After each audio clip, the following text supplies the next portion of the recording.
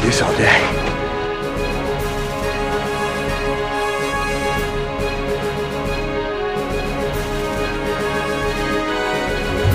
A bunch of a-holes.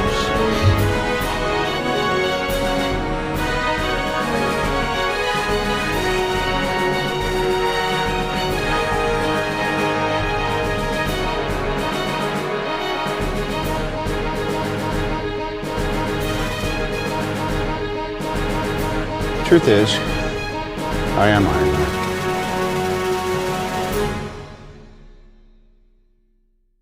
Hello and welcome to the Infinity Saga and Beyond. My name is Jordan Wiegand, and with me today is Matt Hartgrove. I don't think I introduced you last episode.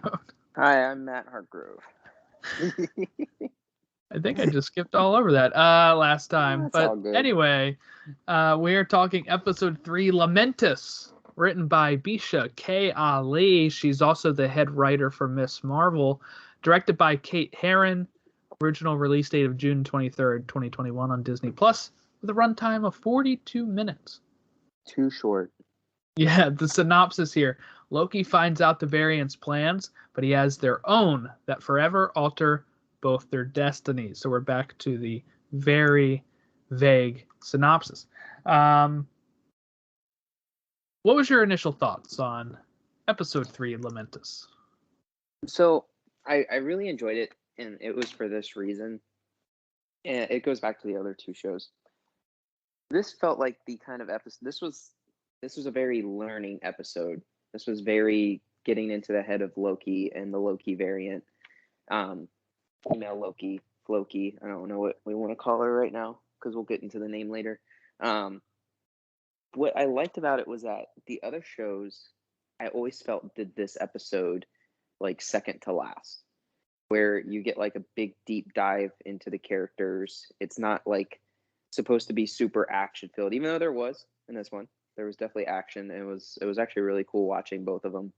But this one felt like the episode where you start learning about the character, or you learn a good background about these characters.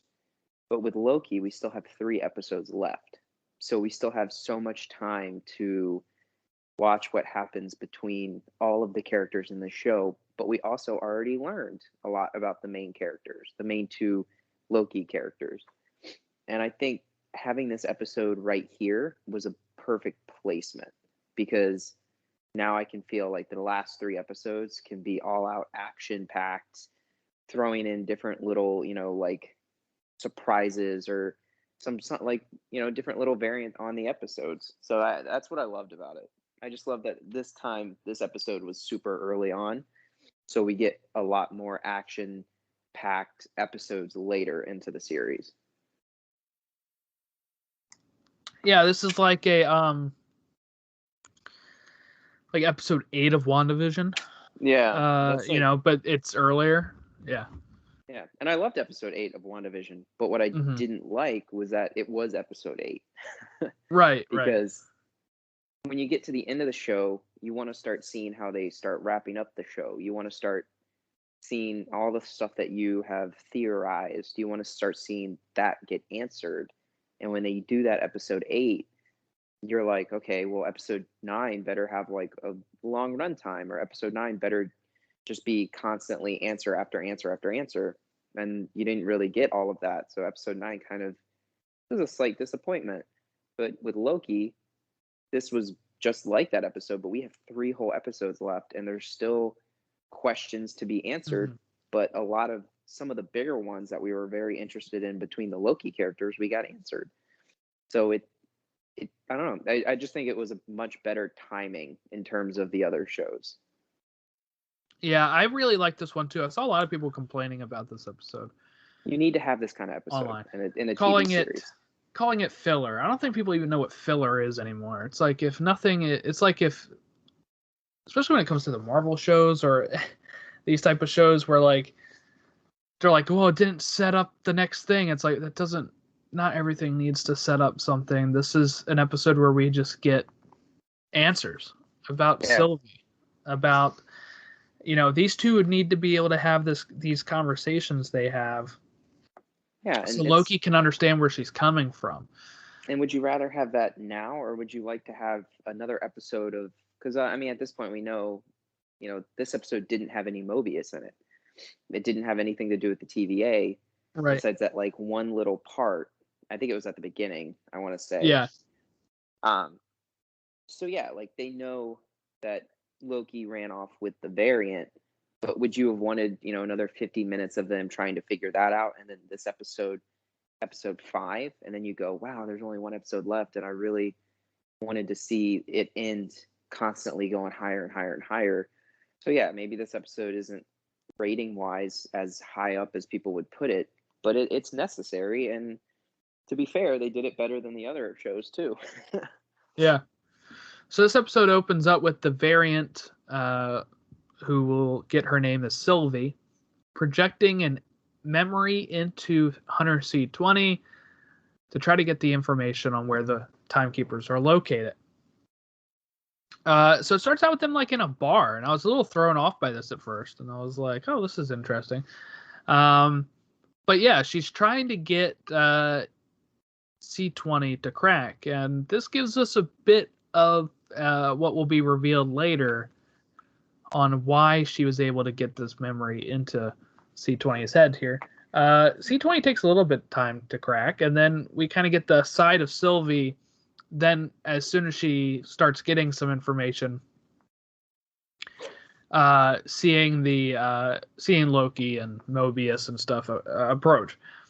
So then we get, kind of caught up to the point where she left and Loki is following her. And where was she going? She was going to the TVA to try to get the timekeepers. So we pick up where we left off here. She attempts to visit the timekeepers. Loki goes and gets his knives from the locker. He starts trying to apprehend her. Then we get the, Judge Renslayer appearing and attacking both of them. Loki uses one of the TemPads to teleport him and Sylvie away. And they arrive at the year 2077 on Lamentis 1, a moon that is soon to be crushed by a planet. So Lamentis is a planet in Marvel history, not Lamentis 1. I guess that is the Lamentis is the planet that's going to break into Lamentis 1, I believe here. But Lamentis appeared in Annihilation Conquest Prologue number 1 in 2007. That's its only appearance. So they really went deep for that one. Then we have neither of them can escape because the TemPad is out of power. So they sort of agree to work together because Loki hides the TemPad magically, and Sylvie is also the only one that knows how to recharge it. Whew, a lot of information there. So then we get to like this little trailer, kind of space trailer, where this woman is with a gun, and she's threatening them to leave. Loki changes into her husband and says some kind words to her, and it makes her shoot him because she says that her husband in 35 years or something had never said anything so kind. Depressing. Yeah. A little depressing there. But so then they start looking for other things. There's even a part where, Sylvie tries to outsmart him by seeing like a neon sign and being like, oh, this is perfect, give it here and I'll charge it. He doesn't fall for it. But Sylvie mentions that there is a train at the edge of town, and I think the woman mentions this as well, right? That that the train there is traveling to the Ark, which is named after Noah's Ark, but it's an evacuation spaceship that they think would have enough power to charge the TemPad.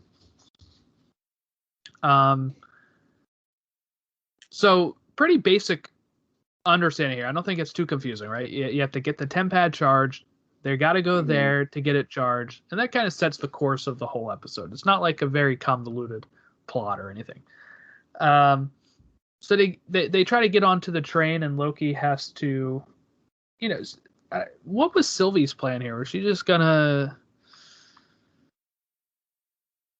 was she just going to try to barge in there? Because Loki comes up with the plan of, I think she was going to try to enchant people, but he comes up with the plan of just changing into a guard, right? Which works. Yeah, and they were using, and it was fun because they were going into their different magical, I don't know, is it magical abilities or is it like witchcraft and wizardry? Yep. Is it Harry Potter? Yeah, they went to Hogwarts. But it was cool. I actually kind of like the fact that they were. I think what's kind of fun now. I will say, I just literally while we're doing these podcasts, I first kind of was like, doesn't Loki have that power? And I was like, no, he doesn't. He gets that from the Tesseract. Yes, He uses it. So like in my head, I was like, I actually didn't even think about that till we were talking today. But it's also funny that the variants have different powers, and we even learn when we get to the train scene that they do talk about it. But I like that not only are the variants different, because I think in episode 2 we didn't mention this, yeah, where they were showing the different variants, and it was literally like sometimes they weren't even a human. It was had like ogre Loki. Yeah, so it's like I like that. That is interesting though. Now that we think about that, that means to me that means there isn't some sort of timeline. There's just different universes, which again, then we go into multiverse, which we might be opening up an entirely different like theory here that I haven't. So I think there might be multiple. So there's either two ways this works, right? There's either multiple timelines that are part of the sacred timeline, and they just don't want them to interact, right? Mm-hmm. Or these variants very, very early on, or at some point branch off. So let's say like ogre Loki branched off at like age 20 and became ogre-like or whatever, right? So then that's when he becomes a variant, the way I think there's two ways there. Yeah, the way Family Guy does it is they go with the different actual universes. I don't know if you've ever seen that episode of Family Guy, Road to the Multiverse. Yeah, it was actually a really good episode. It's really funny, but they make it to where like every time they get somewhere, they're like, oh, this is a universe where this never happened, or this is a universe where this is, where humans are the dogs and dogs are the humans. It's like is that how they kind of go about it? But what I like about their plans is they want to use their powers, and I don't know, it's little small things, but the fact that they have different powers I think is a big deal, because it gives some more detail to the show. It gives more intrigue. Because if she just had the same like shape shifting, like whatever Loki's able to do, that's not as exciting. It's not as, you don't have as much conversation. But making such a small change of, hey, I have this power where I can enchant you, I think it's a small detail that's a big deal to the entire show. Yeah, and there's so her powers are kind of based off a character called Enchantress, which is another Asgardian character that is able to like touch people and make them, change into, and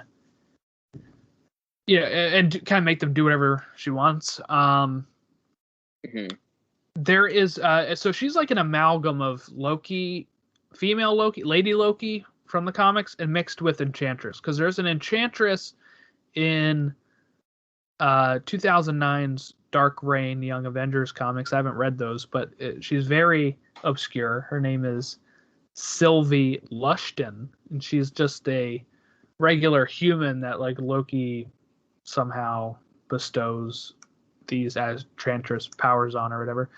So that's where they got her name from, was taking the first name of that, mixing her with this, and mixing her with Loki, and you get a whole brand new character pretty much. And this is what the MCU does pretty well, with mixing some of this stuff into, different things.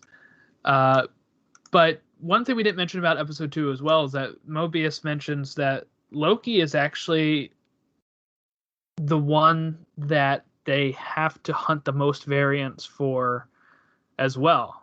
He's always the one that seems to get out, God of mischief. Yep. And it's like, yeah, no matter what timeline he's in, what powers he has, he is still always the god of mischief and making some trouble. So they get on the train.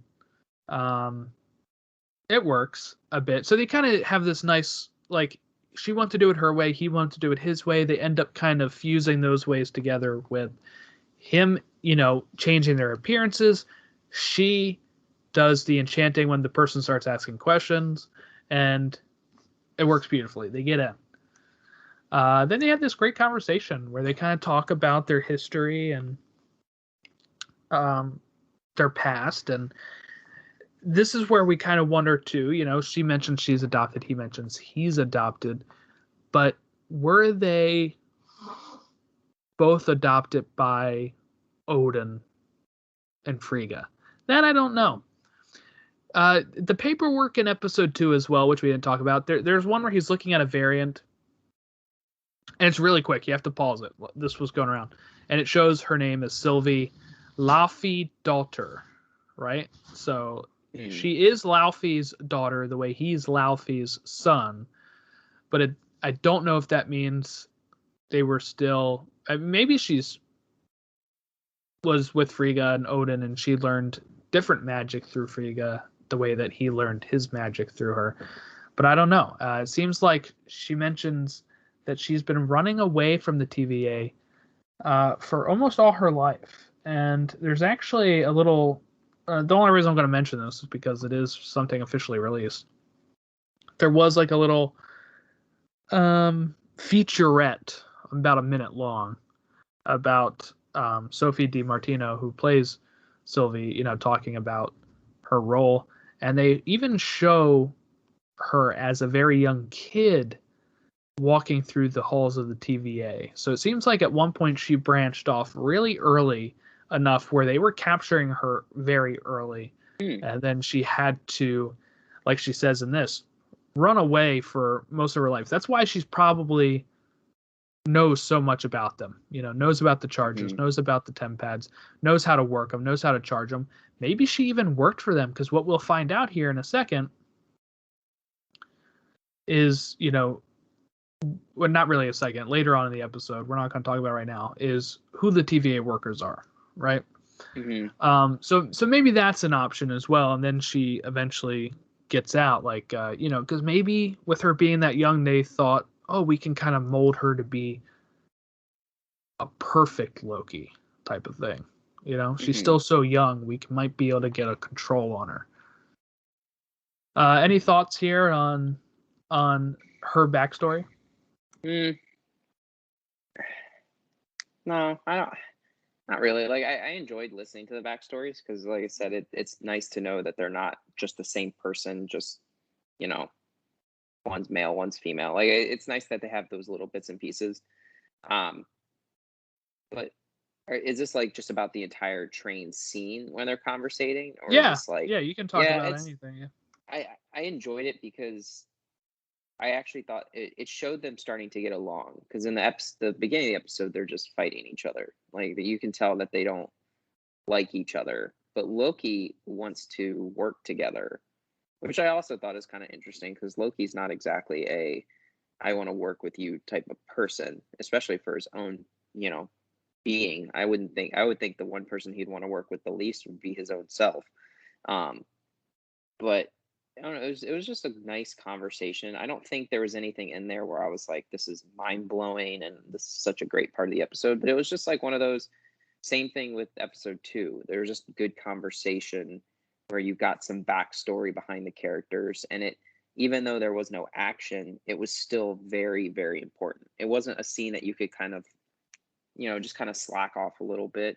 You really wanted to hear what they had to say to each other.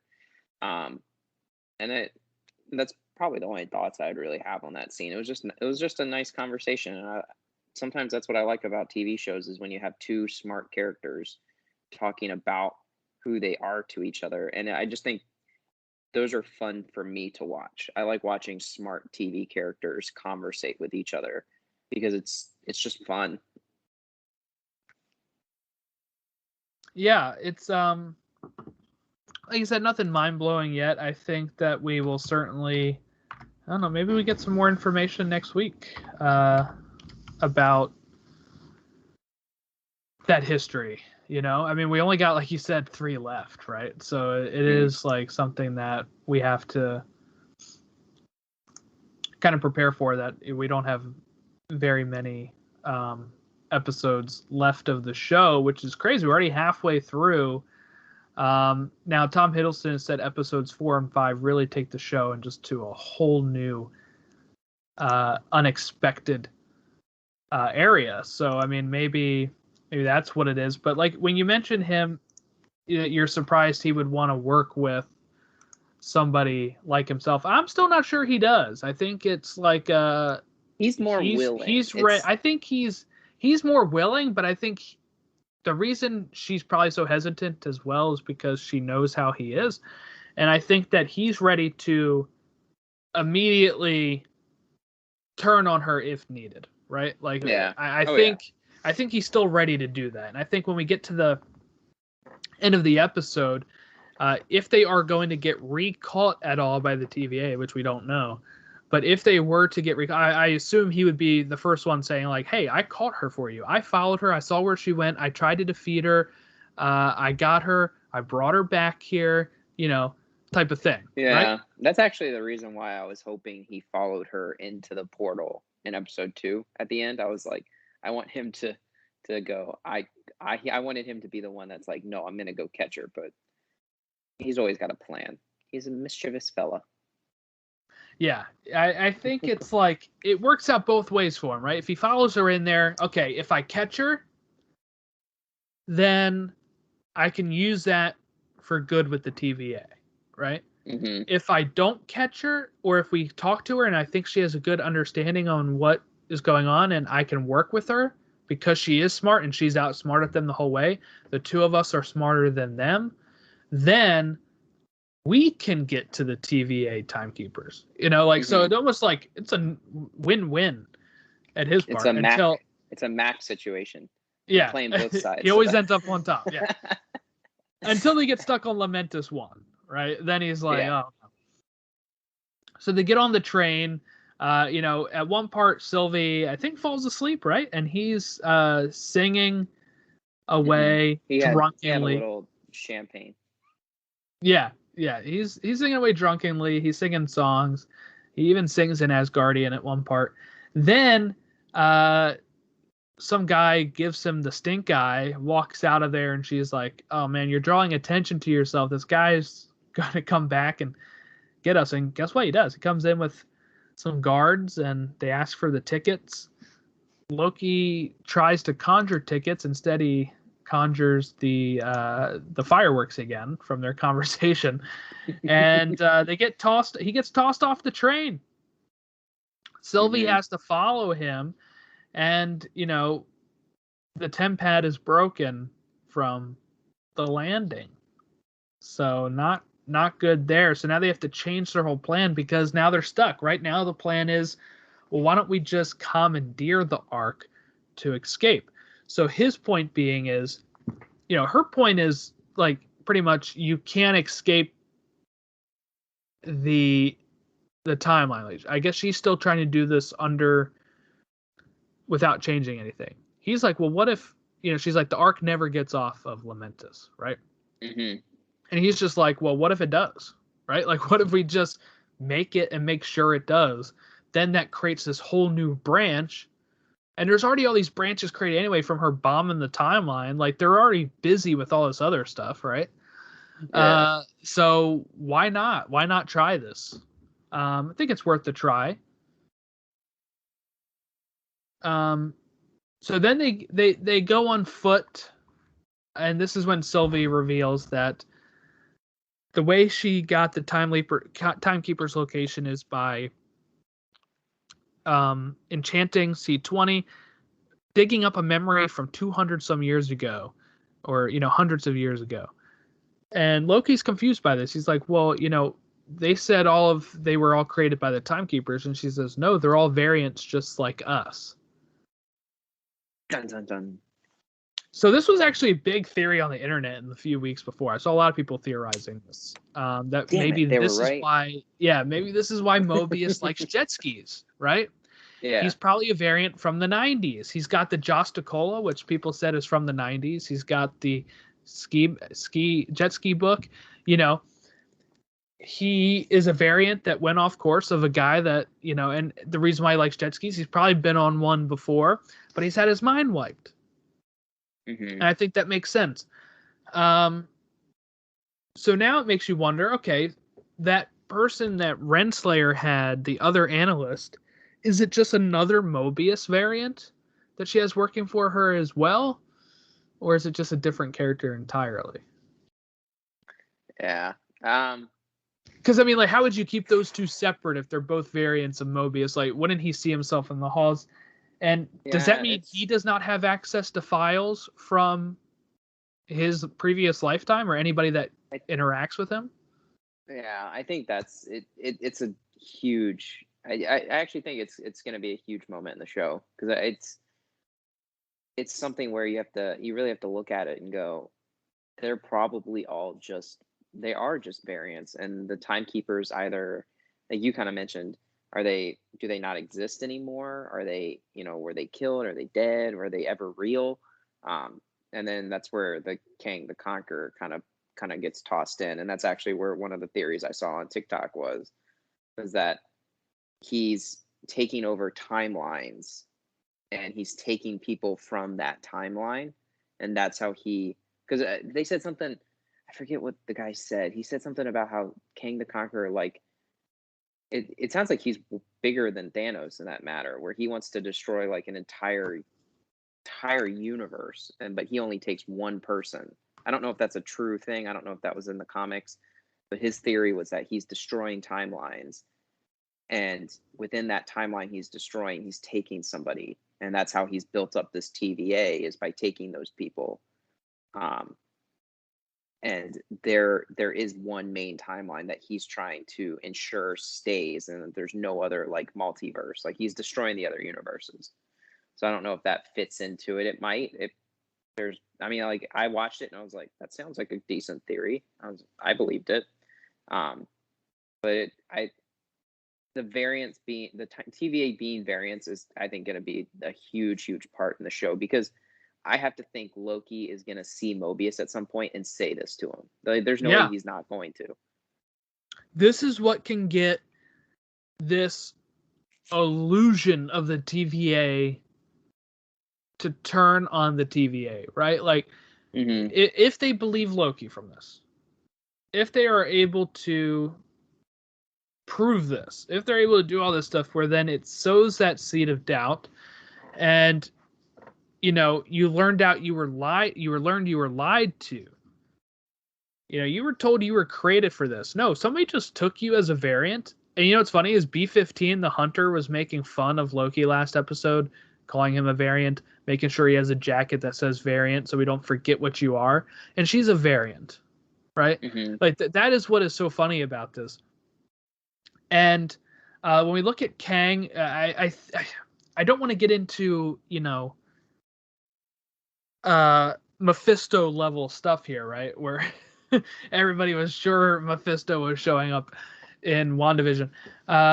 He may not show up in this, but I think he is partly behind it. We have his like right hand Lieutenant Renslayer, right? We have for people that don't know, it's not like Kang is just being drawn out of nowhere the way Mephisto was. Kind of like Mephisto's like a devil, and there was no real anything that led to that in WandaVision. In this, like, Kang's whole thing is time travel.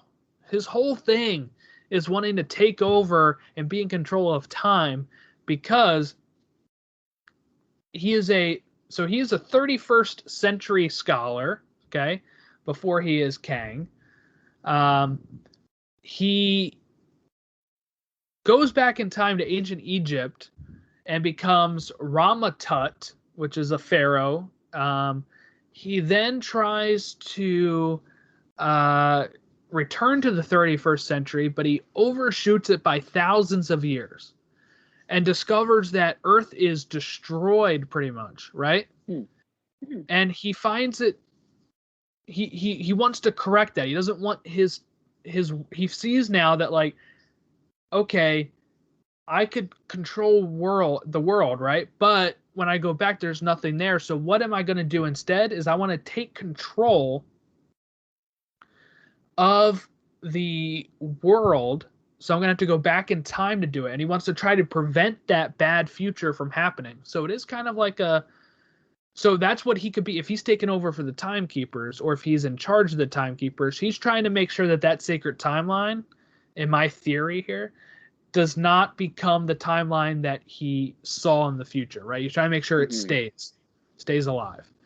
And I think that is where you can go with Kang here. What does that mean for Quantumanium in Ant-Man and the Wasp? I have no idea, right? Like, I'm not sure how that's going to connect with Ant-Man, other than the fact that Ant-Man 3 or Ant-Man and the Wasp Quantumania is supposed to have tons of young Avengers, and Kang was one of the first villains that the Young Avengers faced. So you can have it all leading to Ant-Man and the Wasp Quantumanium, which is interesting because usually Ant-Man, I listened to this on a podcast, they said usually Ant-Man is like the end of like Fallout, you know, like at the end of Age of Ultron, you get Ant-Man, and that's dealing with the fallout of that kind of stuff.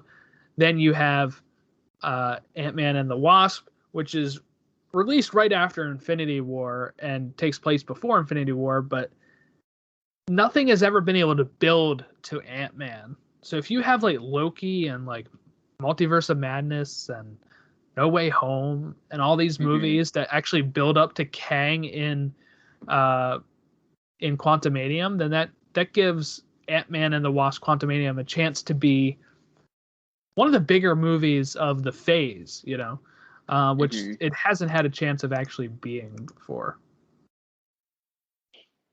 It's a lot.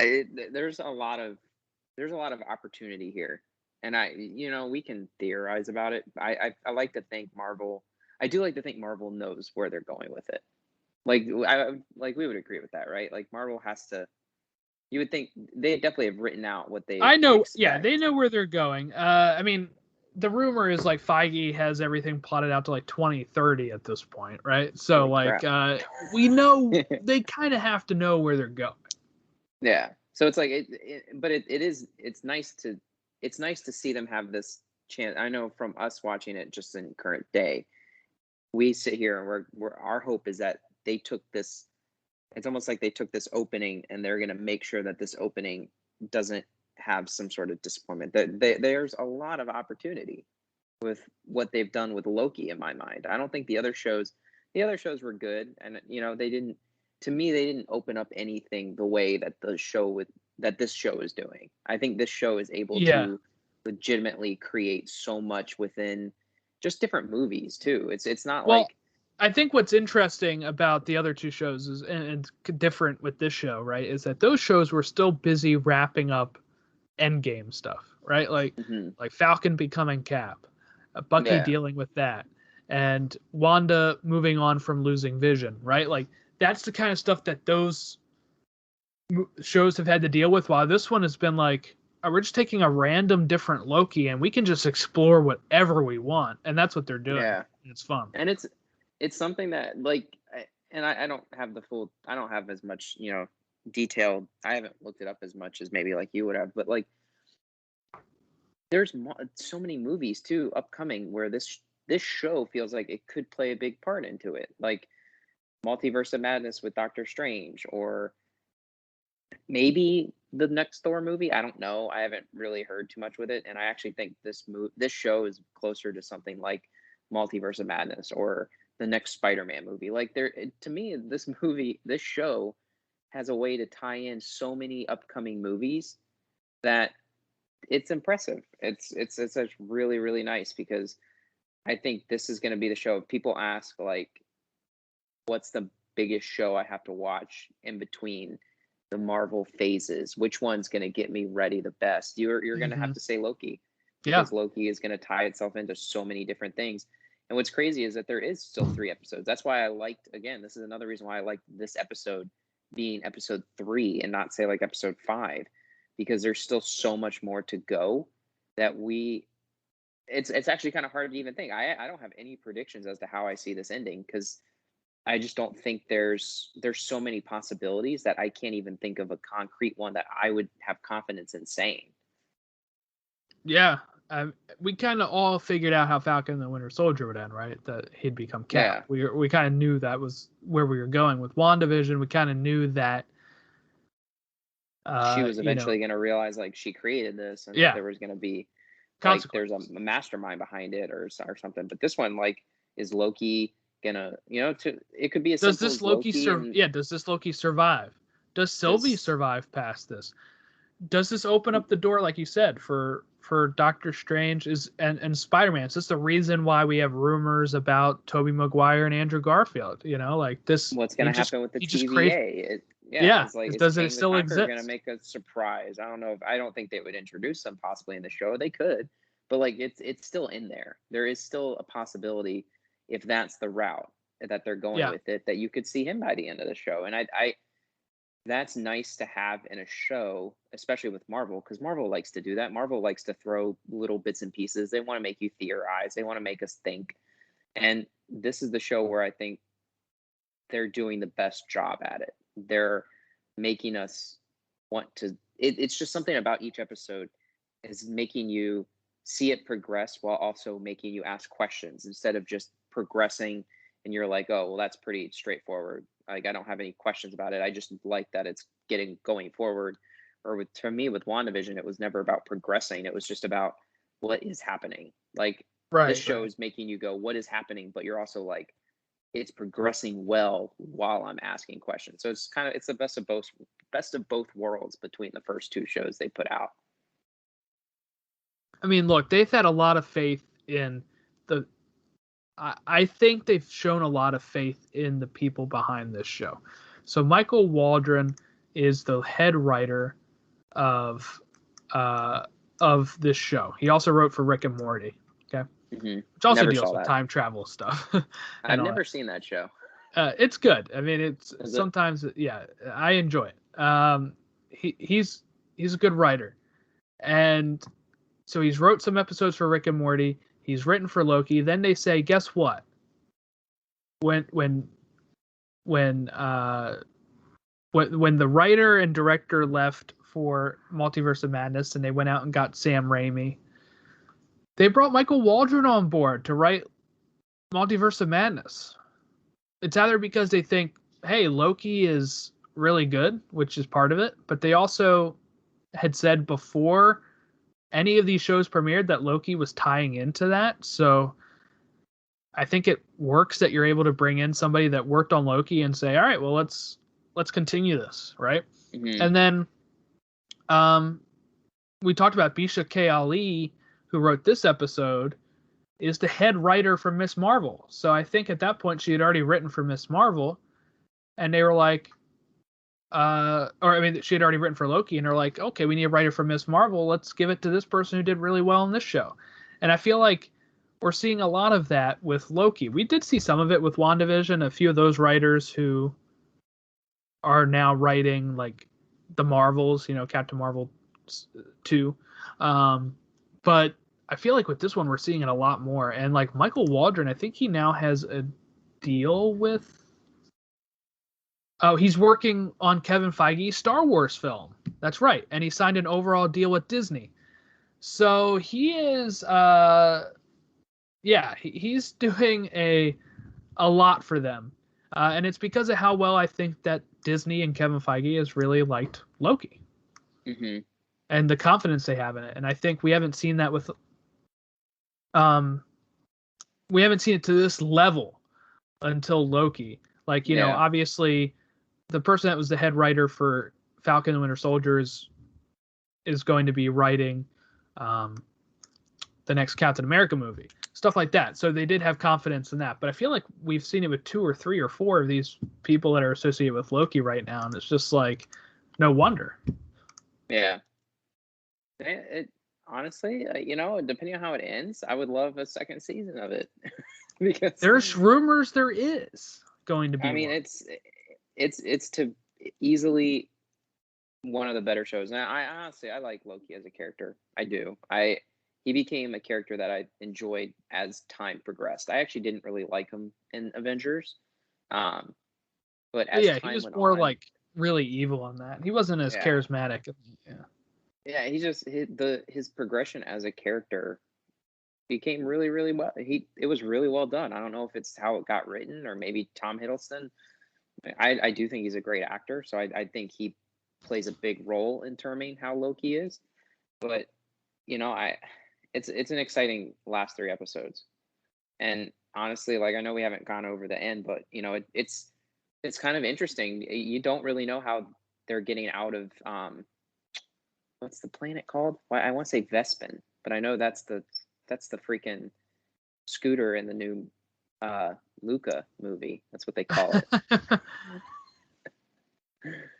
Valteris, was it? Is that the For which planet? one? The planet The Lamentis. planet. Yeah. Lamentis. Vespin. I don't know if you've seen Luca, but that's I haven't Vespin yet. is Haven't okay. had a chance yet. Nice movie, but the word Vespin is used a lot. Kind of like a Vespa, right? Vespa, maybe. Yeah, Vespin, something like that. Honestly, but at the end of the episode, even I was kind of like, how are they getting out of this? Because the arc gets destroyed like it always does. Like it's scary. Like when you're watching it, I was scared for them. I'm like, what would I do in that situation? Because they don't have a way out right now. And that's the thing. They had no idea how that thing was going to blow up. Mm-hmm. You know what I mean? Like it was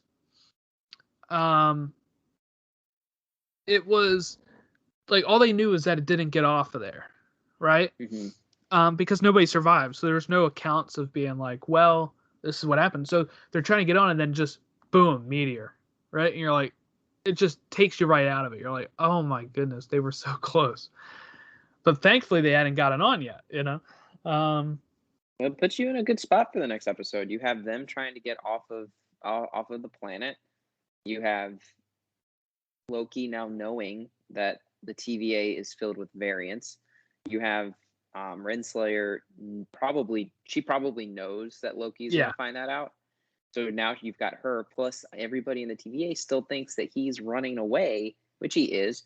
But at the same time, they don't know about the fact that, like Mobius and them, they don't know about Sylvie. They don't know anything really about this variant besides it's a Loki variant. So they don't know anything besides having the TVA person with them.